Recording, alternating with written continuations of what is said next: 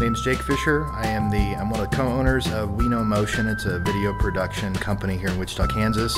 I also consider myself a freelance cinematographer and editor. Typically in the morning I'll get in there and since I'm an owner, I'm responsible to find my own jobs. So that's usually what part of the morning is. I'll go through and look up on, certain websites that have production. You pick the jobs, but then again, you're working for clients, and so, it may be such a thing where we may have a week where it's pretty light. Like this week seems like it's going to be kind of light. It's not going to be a lot of deadlines or a lot of stuff that I've got to crank out.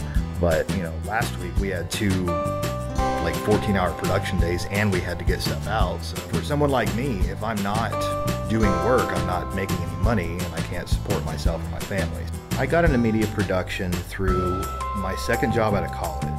I did a little bit of audio production when I was in college up at K-State, and I got hired on to do a little bit of web design, some basic marketing stuff, PR.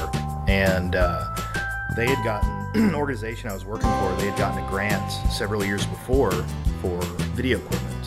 And nobody had touched any of this stuff for 2 years. It was sitting in a closet. There was, 3 or 4 Panasonic DVX100s, which you guys are too young to know. That was the workhorse of video production through the 90s. Everybody, if you're doing stuff, a lot of people show up. They were nice enough to kind of let me teach myself, and I reached out to some other people and got some mentors.